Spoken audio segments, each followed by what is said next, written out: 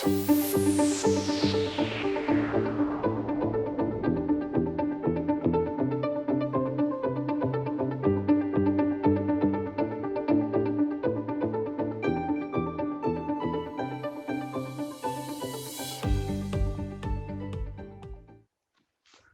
Hello, everyone. Welcome to Elevate 21, the future of cloud powered by Spalding Ridge. Thanks so much for taking the time today as we dive into improving forecast accuracy with PlanIQ. My name is Kyle Risch. I'm an associate partner here at Spalding Ridge. And today I'm joined by Tim Brennan, who's a principal product advocate for applied AI and advanced analytics from Anaplan. Welcome, Tim. Thanks, Kyle. I appreciate you guys having me today. So I'll give you a quick background of myself, and then let's dive into what PlanIQ is and why us and myself particularly are really excited about what we're doing in this space at Anaplan. So like Kyle said, I'm Tim Brennan, so I'm a product advocate at Anaplan. Like that, my role is generally to make sure that our partners and our customers are not only aware of some of the predictive and intelligent capabilities that we're building into the platform, but really to make sure customers are adopting that technology and getting business value out of it. That's where I really do believe that the applied piece of applied AI, is much more important than just the AI. So I spend a lot of my time just making sure we're getting value out of it. I've spent a career in enterprise planning. And prior to joining Anaplan, I was working for a data science consultancy managing a team of data scientists where I was particularly focused on forecasting, both statistical and ML. So I happen to have been with Anaplan for about 3 years now. I landed there at a great time because now we're making significant investments in forecasting as a technology and as a functional complement to planning activities. So that's what we're going to talk about today, PlanIQ. What I thought today is let's start with there's a bit of a hype around what AI is and how Anaplan is addressing these analytical functions and features as we're building them to the platform. So I thought I'd start there, give you an overview, kind of our perspective on what it is that we're focusing on and why we think what we're focusing on now with PlanIQ is really important. I'll then kind of jump into set a little bit of the groundwork and, how did we get to now? Like, why is Anaplan building PlanIQ now?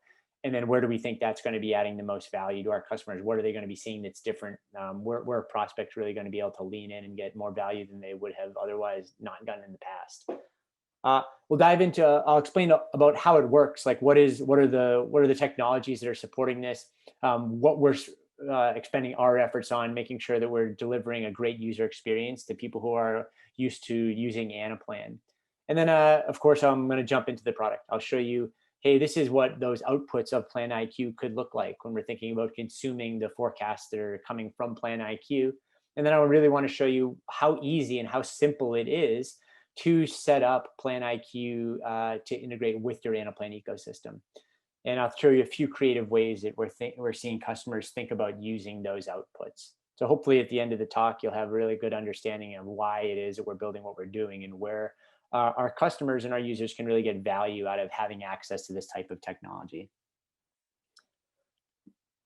There's always a lot of hype around artificial intelligence. Like, what is it? Like, I think artificial intelligence itself, it's this wrapper around all of these emerging technologies that are existing in a way that we can automate tasks that we may not have been able to automate in the past. So you hear lots of things like machine learning, natural language processing, computer vision. A lot of that stuff is, it's such a vast, wide area of study that, for us, Anaplan, to be successful, we really have to think about, what do we want to focus on?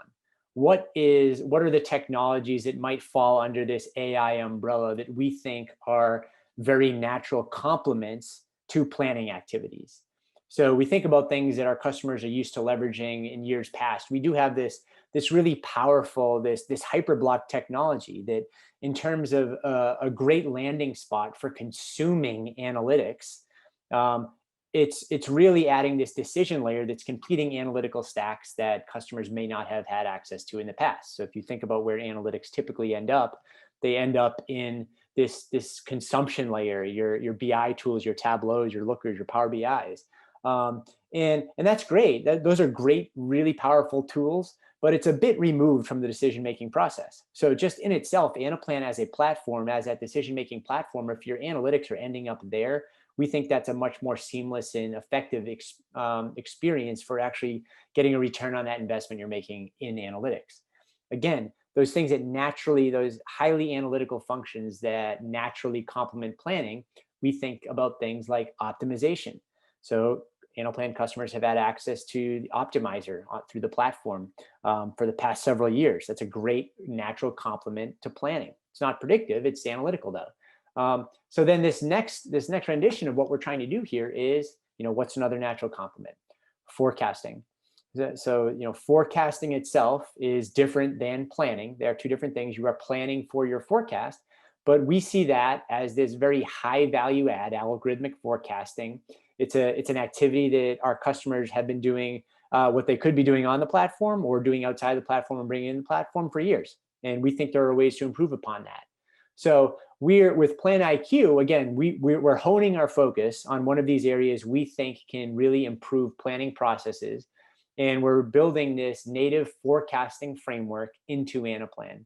So to just get a little more technical on what type of forecasting that is, PlanIQ is a time series forecasting engine. So what's time series forecasting? Well, it's predicting future quantities based on historical trends and any other associated patterns or information, but across time. So the very easy explanation would be something like a demand plan. I have a history of, say, my units that I've sold for a particular SKU, and I have a bunch of other related information associated with that, whether it be promotional calendars or event calendars, things like that. And I'm using that information to make an extrapolation across time going forward, saying, hey, here are my forecasts for this particular SKU for the coming weeks, the coming months, the coming days, whatever that may be. So again, we're very focused on what it is that we're trying to solve here, because this is a challenge for a lot of our customers. And so I want to talk a little bit about, how did we get to now? And there's this level of maturity where when we're thinking about forecasting, it's certainly not a one size fits all experience. And if I talk about how Anaplan has evolved its maturity in this space and tackling this type of function, I think, Anaplan as a company has been around for over a decade now. And we had a really strong core group of users that loved Anaplan for planning. And then they started asking us questions about, hey, we love Anaplan for planning, but we'd like to be doing some forecasting on the platform. And what we found was our customers and our partners and us internally, that hyperblock, that engine of Anaplan, that formulaic experience of building out kind of calculations on Anaplan was a really great tool for just building some very lightweight statistical forecasting algorithms. So if you're doing your things like your driver-based forecasting, if you're doing things just like basic, the additive decomposition, your Holtz-Windsor method, your things that can be broken down formulaically, we had customers building that directly on the Anaplan platform. Also internally, we released, if you're an Anaplan customer now, you might have heard about our stat forecasting app, which was a really creative way to use the Anaplan platform to build forecasting functionality into your planning models. That application was out on our app hub. It's been downloaded and used by hundreds of both partners and customers. And it fit the need for them both then when it was developed, probably about 5 years ago, and now. For a lot of our customers, those very basic forecasts provides them a great solution for a very common problem. As time evolved, though, the constraints of that approach to forecasting on Anaplan became more tangible for our customers. So the constraints, I mean things like, generally, when you're doing forecasting built on the Anaplan hyperblock, you are constrained to univariate forecast models. And so what do I mean by univariate forecast models? I'll get a little bit technical here, but the easiest way to describe that would be, hey, we have a history of sales for a particular product. We're going to use what we know about that history to extrapolate a number going forward. We're not going to consider outside business events, things like promotions, things like that. Maybe we can do manual overrides, or we saw customers providing manual adjustments based on their knowledge of activities like that to the statistical or driver-based baseline that they're building in Anaplan. It's very hard to do the type of causal modeling, so algorithmically modeling the impact of things like promotions in Anaplan. That's not to say that it's impossible, but the Anaplan hyperblock really wasn't optimized for doing that type of activity. Also, if you really understand the forecasting space and modern forecasting algorithms, you understand that there is this idea of parameter optimization built in under the hood, which makes the final forecast model that you're getting really optimized for what it is it understands about the history. So that type of optimization is difficult to do on Anaplan. So these are things that we wanted to solve for, because again, we want to, hyperblock itself wasn't necessarily built to support, or it's not technology best suited for modern forecasting technologies. So as this evolved, what we started seeing was our customers are asking us, hey, we want to forecast with ML. We want to use AI. And what I saw, we had these customers who were leveraging their internal data science or analytics teams or third-party tools to build out models, say in R or Python, whatever that may be. And then they were using Anaplan as the landing spot for the outputs of those models, which again, like I said, that's great. I love seeing that, because there's historically been this gap between analytic insights and decision making. And now if your decision making, your analytical insights are ending up right in your decision making tool, well, that's a great win for us. So I'm excited to see that. We're seeing customers leverage ML and different types of models that you can't really build in Anaplan, but they're bringing the results into Anaplan. With that said, even in that situation, that is, there are some hurdles to get over. Like I'd say, like one, there are skilled resource needs there. Not all of our customers have access to data science teams or internal analytics teams. Even sometimes customers or businesses that do have those teams internally within their organization, maybe they're not high enough on the priority queue for to get the attention of those teams. So if you think about somebody sitting in, say, a corporate planning role, they don't necessarily want to wait to have the data science team provide them forecasts. So there's probably something that we can do. This is what our thinking was. We can probably make that easier. Can we bring that type of forecasting power closer to the business? And then also what we saw was, if you're integrating your forecast with the outside of Anaplan, bringing them into Anaplan, what you see is those teams or somebody has to spend time with ETL and data integration, which isn't necessarily a value additive activity. I'd say it's certainly value additive to the planning process itself, but it's not value additive to like the forecasting model. So it's something that we think we can ease. And then finally, that one of those final productionalized steps would be automation, scheduling. Hey, we want, our actuals are available every Sunday afternoon and from our transactional systems. We'd love for our forecast to run automatically overnight, so that when our planners come in on Monday morning, the forecasts are available for them. So that typically would have to be handled by a scheduling tool, and that's generally removed from the business and handled by IT a lot of times. But those were two areas like we want to be able to solve for that. We think our business users should be able to control that. And so this is where we said, look, with PlanIQ, what we're going to do here, and if we move along again this maturity curve from basic forecasting to some lightweight statistical forecasting to PlanIQ, our focus with PlanIQ is to solve for a lot of these problems, where we think we can really bring this very powerful forecasting technology to our users in a way that allows them to manage that entire experience. And so there, I'd say that, look, we are favoring accessibility and usability over flexibility there. And that's not to say that we're not developing a flexible solution. But what I'm saying is, with PlanIQ, our efforts are meant to, hey, this is a win for us if maybe we can solve 80% of our customers' forecasting challenges. And then those 20% of edge cases, those really tough forecasting problems, that's where we're always going to say, hey, look, there's a huge benefit of having access to these data science teams or these internal analytics teams. Maybe PlanIQ allows you to focus your organization's efforts on those really tough problems.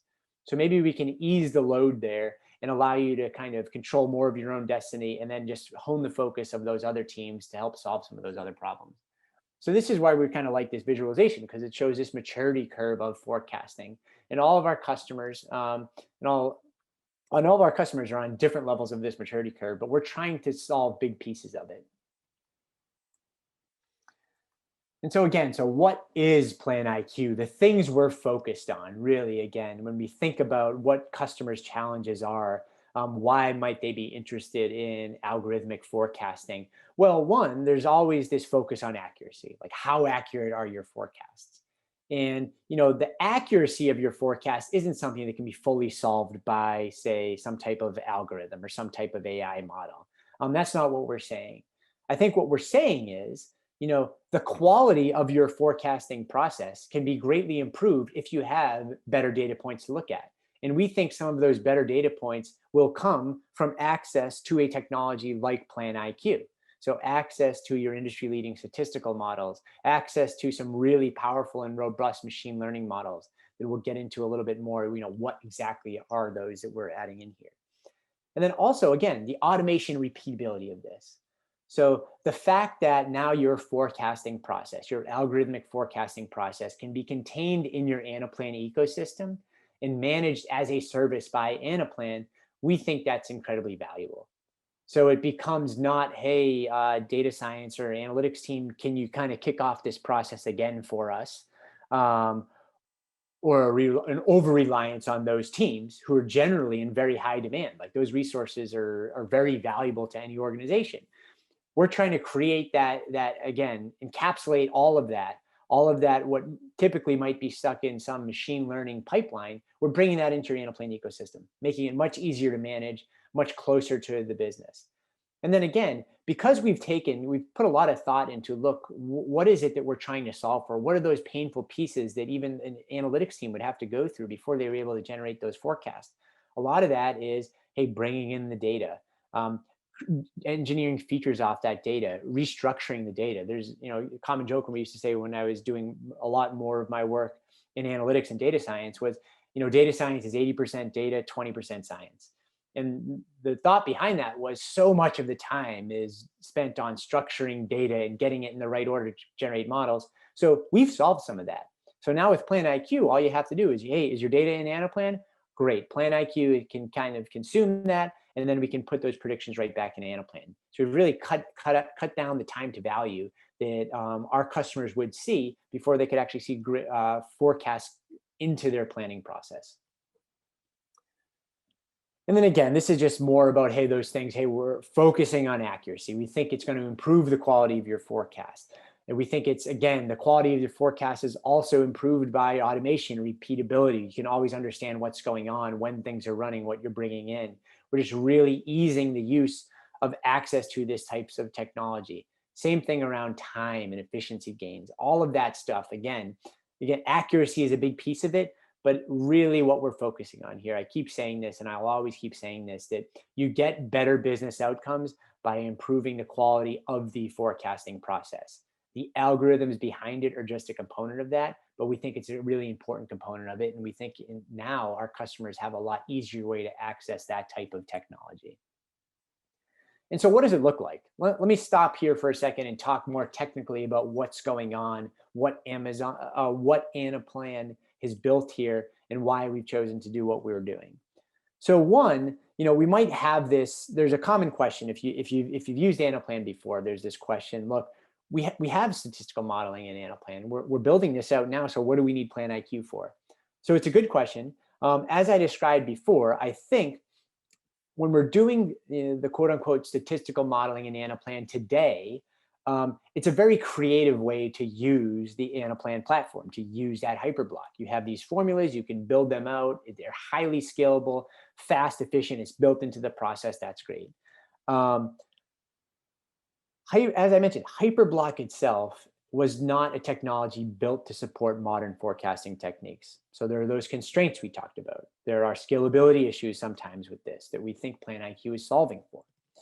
So PlanIQ, again, Anaplan, we consider ourselves the Cadillac of planning solutions. And because that's how we view ourselves, we want to make sure that we're bringing our customers the technology that is best suited for solving one of these tasks that we think is a very natural complement to the planning process, which is forecasting. So PlanIQ is our answer there. PlanIQ is our effort to bring our customers that technology that is best suited for this. So what is the technology? So PlanIQ is built on a technology known as Amazon Forecast. And if you haven't heard about Amazon Forecast, I'm sure you've heard about Amazon. So Amazon might be one of the most technologically advanced companies in the world, if not the most technologically advanced companies in the world. They have a pretty unique business. They sell between, say, I don't know, 12 and 15 million SKUs at any given time across hundreds of GCs globally, maybe thousands. And so you can imagine that they have some really difficult forecasting challenges. And fortunately for them, they also have all the resources in the world. So what they did was they said, hey, we want to solve this forecasting challenges algorithmically. We want to automate this. They hired this really high-powered team of PhDs and researchers, and they solved those problems. They built a forecasting engine that they have productionalized and is being used today with inside Amazon. And then in natural Amazon fashion, they've taken that cost center and they've decided to monetize it. And they've moved their technology over onto the AWS platform, and they've released it and productized it as Amazon Forecast. So Amazon Forecast is a result of all of that work that high-powered research team at Anaplan did, at Amazon did. Now, Amazon Forecast itself is a developer's tool. So to access that directly, you'd have to spin up a Python notebook. You'd have to understand the coding. You'd have to understand how to access the APIs, all the data structuring, all of that. So what Anaplan has chosen to do is, said, let's build on that great work that team has done. Let's access that highly scalable infrastructure that's offered through AWS, and let's build a wrap around it. Let's say that our business users, our Anaplan's users, aren't expected to go code something up in Python. We want them to be able to access that technology the same way they'd access any type of technology in the Anaplan ecosystem. And what that looks like is a really simple wizard type interface. So it's not type your Python notebook code. It is tell us where in Anaplan the data exists that you want to use to run your forecast model. Tell us which forecast model you want to run, and then tell us where you want to send your predictions back into Anaplan. And it's a point and click, and anybody who's familiar with the Anaplan ecosystem would be able to set this up to run. And I'll show you exactly what that looks like. But so again, this is us focusing on usability here and bringing this really robust technology to our users. But if I were to talk more specifically about, hey, what is it? Like, what are these key differentiators that are part of PlanIQ that our customers were not able to access before? Well, I would describe those, and I'll point out a couple of those, and we'll talk a little bit more about those when we get into a demo.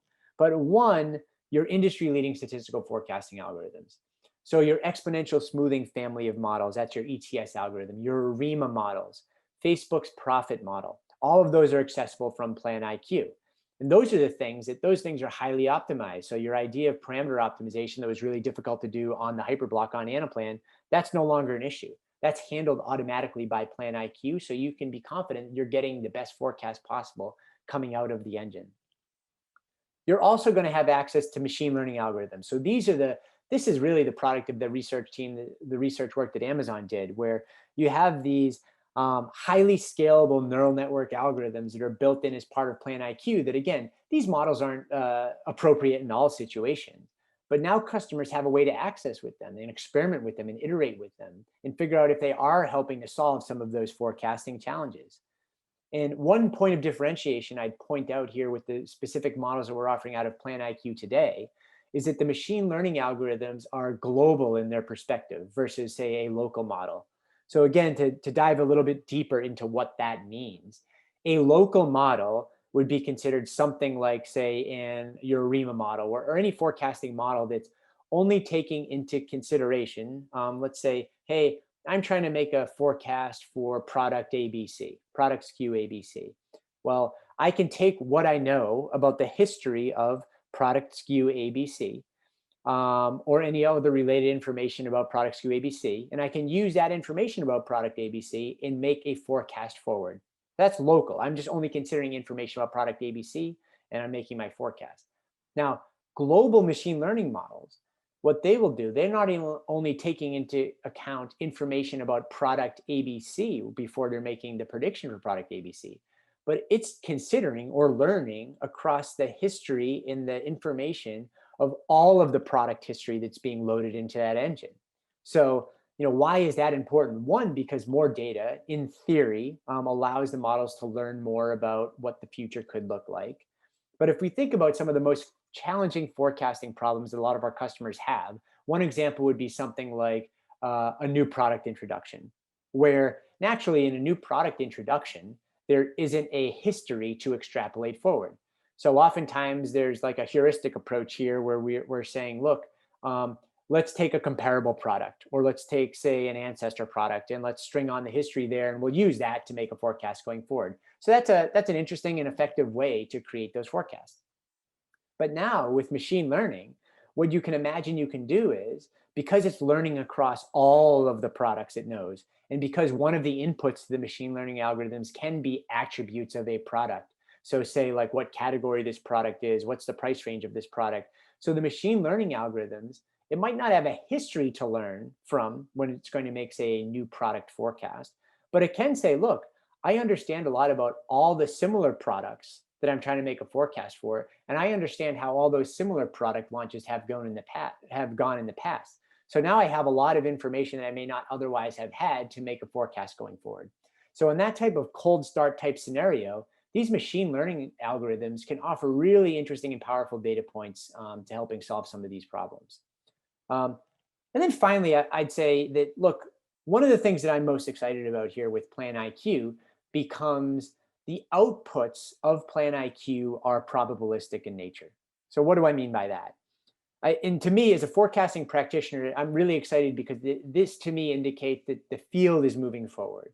We're becoming more thoughtful about how we're thinking about algorithmic forecasting. So historically, most of the time, what I see people talk about when they're talking about a forecast is something like, hey, your point forecast. So my forecast for March is for 100 units. And realistically, the way these models work, the way these statistical models work, is that there's a range of uncertainties. There's an error rate associated with the model itself. So it's not that my forecast for March is for 100 units, but a more thoughtful way to approach that is, I'm 80% confident that actual values in March are going to fall between 110 units and 90 units. And that range of uncertainty, that's what you plan for. So it gives you a much more realistic sense of what it is that an algorithm like this is telling you. And I think, again, it's a much more thoughtful way to plan. So bringing that message to our customers and allowing our customers to understand what that range of uncertainty is, that probability of outcomes, is a really compelling offering, I think, that we have here with PlanIQ. So I talked a lot there, but let me jump in now, and I can show you exactly what the product looks like. And I generally start, what I'll do is I'm going to walk you into a little model that I built here that helps me tell a story about PlanIQ and how I think it can be used and how our customers could think about leveraging the value that they could get by enhancing their forecasting process with this type of technology. So I'm just jumping into a little model here I built. I think this is generally functionally agnostic. It probably aligns a little bit with more of a demand planning use case, which demand planning supply chain is a very natural fit for this type of forecasting in that functional area. So it probably makes sense. But imagine myself as, say, somebody responsible for managing forecasts for my business. And again, what you're seeing here is maybe every single week, I'm coming into the system and my forecasts are running every week, and I'm running different models for, say, all of my SKUs or all of my products. Think about these numbers as maybe SKUs. So we're seeing, hey, what we see here are all my ARIMA models for a certain week. Let's say I'm taking snapshots of my forecast every single week. And so here are all the forecasts that are produced by an ARIMA model on this given week. Here are all my profit models. Here are all my deep AR, which is one of the neural net algorithms in there. So I'm just capturing all of these outcomes week after week, which, again, this is an interesting way to think about when what we're really trying to do here. And as I mentioned earlier on, this is kind of my role now at Anaplan, where we want to make sure this is adopted. So why would I want to bring all these forecasts into Anaplan? Well, because for your folks who are curious about where their statistical or algorithmic baseline is being generated from, giving them access to see that can be important. It can be an important trust building exercise. But so now if we see that, look, here are all my ARIMA models, also point out, what did I mention earlier on? That traditionally what we see is these point forecasts. So right now, this red line here, we're looking at this median value forecast here. That's your point forecast. But the outputs of PlanIQ become these ranges, this probabilistic ranges. So now these light blue lines on the chart down here, you're seeing, hey, this is the upper and lower bound. So technically, these bounds are called quantiles. And my lower bound right now is my 10% quantile. So that can be interpreted as the model is telling me that probabilistically speaking, we only expect 10% of actual values to fall below this level. And my upper bound is, say, my 90th quantile, which is telling me that probabilistically speaking, 90% of values are going to fall below this level. So again, this is that interesting way to think about it. Now, these are just the outputs of PlanIQ. So your outputs of PlanIQ are your three numbers for whatever it is you're forecasting. So your P1, your P2, your P3, those are your quantiles, and for whatever it is you're forecasting. So how do I generate this? I talked about the wizard type interface. So PlanIQ, again, built into that Anaplan ecosystem, accessible through your nav bar right up here. When we jump over in here, now we just see that wizard type interface. So nice and clean, as any Anaplan user is used to. The tasks that we ask somebody with access to PlanIQ to go through to set up your forecast models are one, and I'll walk through all these in detail, but set up your data collection. So tell us where the information exists in Anaplan that you want to use to build your forecast model. Two, set up your forecast model. Tell us what forecast model it is that you want to use and your forecast action. Tell us where in Anaplan you want the data to go back into. So let's start with the data collection. So if we want to create a new data collection, again, this is defining what data you want to use to build your model. A user would be asked to give that a name, pick out a workspace that you're building in, select a model. So I'll pick out a little template model I have built here. And then the model building task becomes, we ask a model builder to go into the model ahead of time and define an export action, which is really just, hey, structure the data in a way that PlanIQ can consume it. And what that data looks like, it's a saved view, export action built on top of it. Anybody that's familiar with Anaplan will be able to build that out for us. But then just tell us, what action to use here. Tell us what time scale it is. What is this? Weekly, daily, monthly data. And then just do some simple mapping for us. So what is it that we're mapping? We're doing items here. Tell us what the time dimension is, and then tell us what you're trying to predict. And so that's it. So this would be your historical data. Maybe just tell us where your historical demand data is in Anaplan. And if this is all the information you have, you're good to go. You can now create the data collection and you can move on to those next steps, because we really only need history for any of the algorithms to run and generate a forecast going forward. Oftentimes, however, there are things like related data that we want to add into our model. So what is related data? Easiest one to think about is maybe you have a promotional calendar. So, promotions are something that naturally are going to be impacting your sales. So the model understanding when promotions are going to happen can be really valuable. And oftentimes we have customers managing their promotional calendar in Anaplan as well. So it's really easy to add in that in terms of, look, same type of activity. Well, if you want to add in that related data in terms of your promotions, or maybe you want to add in information about other events, there are events happening in areas, or say your macroeconomic data, whatever that might be, CPI, anything that you think might be impacting your forecast, well, same activity. Just tell us where that data exists in Anaplan, select the export action that you set up to export from that module, tell us the time range, just do your mapping, and then you're good to go. So that's related data. That third component that you could add to a PlanIQ model that can be specifically picked up by the machine learning algorithms is things like your metadata, your product attribution data. So I talked a little bit about this before when we were thinking about your new product introductions, where understanding features or attributes of the specific series that you're predicting can be really beneficial when you're using some of these global machine learning models. So again, like what category it is, what store type it is, what region it's selling in, things like that. So if you have that information in Anaplan, and oftentimes customers do, well, same thing. Now you can feed that into the data collection, and you really have this data-rich collection of data that can be used to build these forecasting models. So it's really simple to set that up. Once you have your data collection set up, the next step becomes set up a forecast model. So very similar and actually more simple phase here would be give that forecast model a name, tell us what data collection it is that you want to use, tell us what algorithm you want to use. You can specifically choose one of the algorithms, your ARIMA, your ETS, your couple of neural nets in here, profit model, or you can go ahead and choose one of the AutoML models, which the AutoML model will say, hey, this is the best model. We've run them all, and this is going to be the best model to use. Sometimes, like I said, personally, my preference is I'd like to bring the results of all the models into Anaplan so I can do that analysis myself. but sometimes people might prefer a hands-off approach. And that's what we've done with the AutoML technique.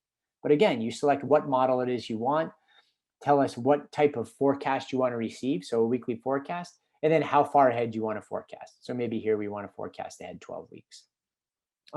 This last piece, if you want to augment that information with, say, a holiday calendar, that's where this last piece could come in. I would also look at this in the future as a way to pull in information that doesn't necessarily exist in your Anaplan ecosystem. That's something we're actively working on, integrating with outside data sources. But once you're all set there, you can create your forecast model. It shows up in here. It goes off and trains the model automatically for you. And then that final step is creating your forecast action. So forecast action becomes very similar. Give that forecast action a name. Tell us what forecast model it is you want to use. Tell us where in Anaplan, what's your target module here? So again, the model building task here would be set up a module within your Anaplan model, and then set up an import action that's going to just pull the results from PlanIQ back in there. And then you just select that import action here, and you're all set.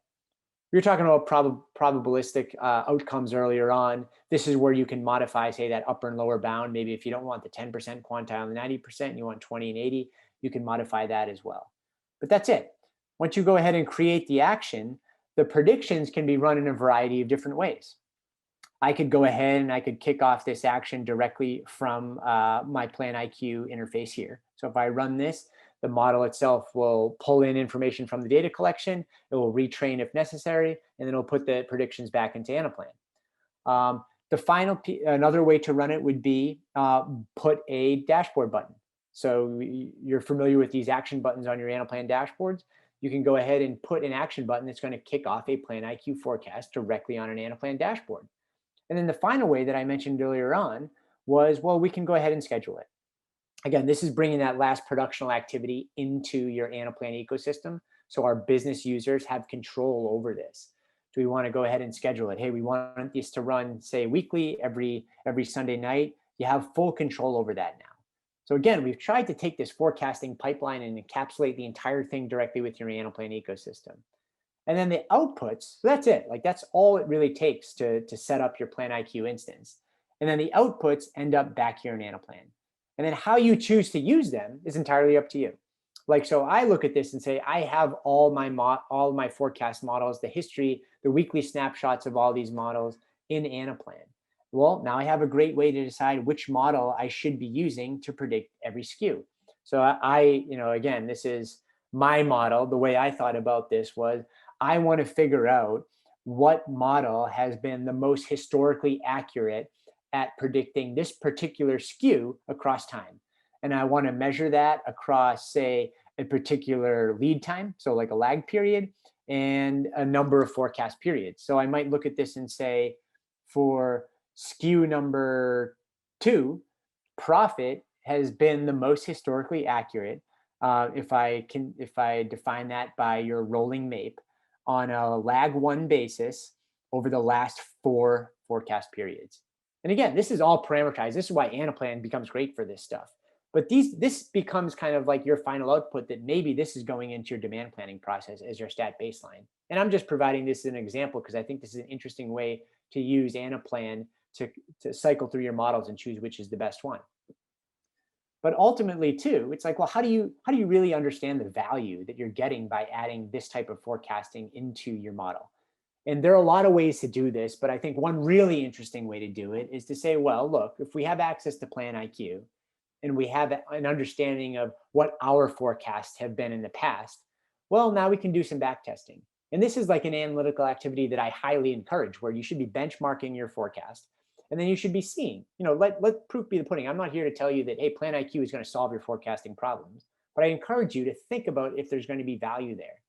So running PlanIQ kind of historically would allow you to see, well, look, if I had been running PlanIQ, say, for over the last 6 months, this could have, not only would it have been more accurate, but now you can think about ways that maybe can you monetize the differences in forecast accuracy. Now, this is no simple task. I've provided a very basic way where I think that monetization of forecast error can be easily calculated, but there are lots of nuances and differences in business. So I don't want to be I'm not trying to say that, hey, these are the results you can expect to get, but I think this is a good exercise to go through, where if you can see differences in forecast error, you can start to think about, hey, well, how much less inventory would I have to hold had I been using, say, PlanIQ rather than how we had been forecasting in the past. And if I understand about the cost of the products or things like that, now I can start to monetize it. So I introduced this just to get the creative juices going and thinking about ways that you could leverage PlanIQ. But I do think this is, it's always important. Like, don't stop at accuracy. Think about what are the business outcomes that you're really trying to drive at here. And I think PlanIQ is a great way to do that. I'll point out one other quick example that I think is very interesting. When we think about, again, probabilistic in nature of outcomes. So how can we use those bands that are coming out of PlanIQ to help improve the planning process?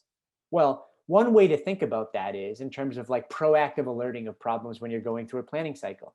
So what we're seeing here is my upper and my lower bounds, again, those light blue lines, that is my, say, PlanIQ forecast. And I'm using Anaplan to say, hey, planner, I've noticed that you've forecasted two values in the next 3 months that fall outside that 95% prediction interval. Is that correct?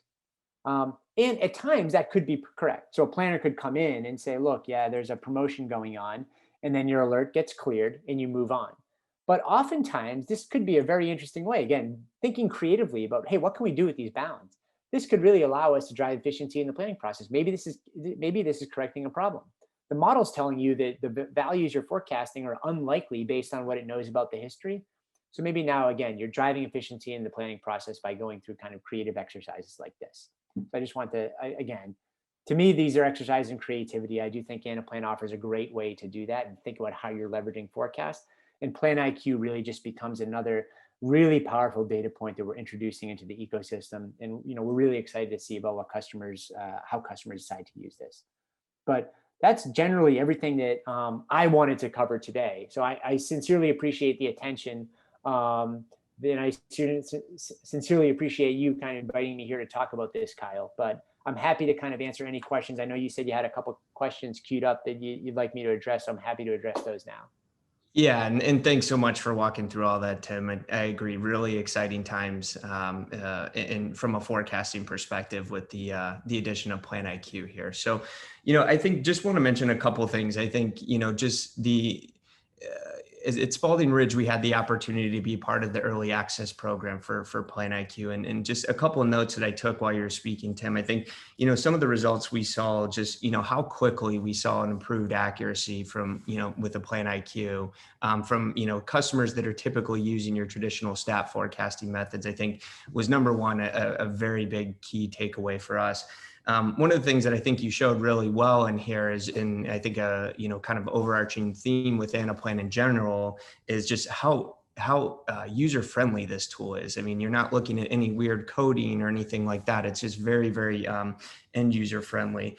And then you mentioned quite a bit about the probability ranges in terms of how do we manage uncertainty. I think that's a big theme of everything that's going on in the world today. And I think that was something that was a good key takeaway for some of our customers that were using PlanIQ. But in terms of some of the questions that I had, and I think that a lot of some of the viewers here would have is, let's say they're watching this, they say, Tim, this is great. I really, really like what you guys are doing with PlanIQ, but we're kind of just starting our forecasting journey. Maybe using a moving average or a year over year type comparison. But we do want to kind of jump into that next level. Can you maybe talk to how PlanIQ fits into a customer like that? Yeah, I mean, I think we've evolved as a company and as a platform offering where we think that customers interested in forecasting, PlanIQ is the place to start. Again, we think that there's an incredible amount of value there. And so I think in terms of like, hey, I understand there's always this concept of, hey, you got to crawl before you can walk, before you can run. So certainly, if you're just starting your journey and maturing how it is that you're running your forecasting process, focus on process first. Understand what that demand planning process looks like. Understand what collaboration looks like. Leverage Anaplan, lean into Anaplan to solve a lot of those problems. the idea of your baseline being, say, like a year-over-year growth rate or just starting with prior year, that's known as a naive model. And to be honest, sometimes naive models are tough to beat. But a lot of times when you're dealing with trending data and seasonal data and things like that, now PlanIQ really offers you a really simple way to hit the ground running and say, look, I have access to this technology to create what should be considered a really solid baseline to start from. Again, not your final forecast, but a very powerful data point to look at that could help you, drive efficiency and automation into that process. Again, that's why I lean into PlanIQ. Experiment with it, feel it, and you have to. People with technologies like this, people are. I always say, like, you want them to verify first before you trust. It's like the trust and verify, but I say verify then trust. So the earlier you can get this in front of people, and they can begin to gain confidence and track how well that type of forecast has been performing, how value additive it has been to the process, the more likely they are to adopt it, and the more efficiencies you're going to be able to drive in the process long term. Great. And so I guess just maybe on the flip side of that, for some of the people viewing here, maybe they've made a big investment in the AI and machine learning space. Maybe they hired data scientists and are kind of running their own data scientist team. How do you think that PlanIQ fits in with someone that has, some of the customers that maybe have a more mature forecasting model? Yeah, I mean, always jealous of customers that have access to that type of talent in-house. I think this is a better together story. So again, we think PlanIQ really naturally complements like the analytic stack of any organization. Whereas again, but PlanIQ itself is a capability of the platform. And if we think about, there are, in order to get value out of that capability, there is a necessary step of very analytical exercises that really is like a precursor to like figuring out, okay, well, what information should we send into PlanIQ? And again, that's highly analytical. So that's where you could lean into and collaborate with a, say, data science or analytics resource you have internally. And then on the other side of that, how do you interpret the results of you're getting from these models? So there are very common things, like I mentioned earlier, a very simple metric, your mean absolute percent error, your MAPE. But forecasting as a practice, there are also some very specific metrics that maybe it's better to measure your forecast on. Things like your root mean squared error, your mean absolute error, or there are all sorts of more exotic terms that it could be extremely helpful to have that type of talent, again, in-house to help you interpret what's coming out and help you really optimize that process. So really, like, the bookends on PlanIQ are people who have that analytical mindset. And that's not to say they're necessary, but again, they're certainly helpful. And I always say, like, with PlanIQ, if you think about the Pareto, hopefully we're able to help solve, say, 80% of those problems. And then really what you do is you free up that data science team time to say, look, we got a lot of this stuff under control, but here's this like 20%, this 20% are really tough problems that we'd love for you to spend some time helping to fix. So I think it's going to make the work that they're doing more efficient. Perfect. Yeah, and I think we have time for one more question. And I think the last thing that I would ask is, throughout your presentation, you talked quite a bit around, the power of Amazon and how we can leverage some of the functionality that's really been built there. But, for some of the customers or some of the folks out there that maybe have some restrictions with using Amazon, is there going to be a solution with PlanIQ for someone like that? Yeah, it's a good question. It's something that we're very aware of. So, us as an organization, we looked at Amazon Forecast as the place we're going to start with PlanIQ. So longer term, PlanIQ will evolve, and our plan is to offer our own forecast engine or other forecast engines that are built by other public cloud providers. But you're right. We fully acknowledge that not all of our customers, if we go knock on Walmart's door and say, hey, let me introduce you to like our product that's run by Amazon Forecast, they're not going to talk to us. And that's the same for a lot of companies. And that's totally understandable. And we really want to make sure that we're going to solve for that in the future. So Amazon Forecast is the technology that we started with. That will evolve in ways that we think it's going to make the PlanIQ framework accessible and desirable for hopefully all of our customers. Great. Well, like I said, I think we're at time here, but Tim, thank you so much. This was awesome. I think I fully agree. This is a really exciting time with the advancement here of PlanIQ. So thank you so much for your time today. Awesome. I Um, appreciate it, Kyle. yeah, and so for the rest of the group here, again, thank you so much for your participation in Elevate 21. If you have any questions at all for Tim around PlanIQ, feel free to reach out. But thank you all again for your time, and hope you enjoy the rest of Elevate 21.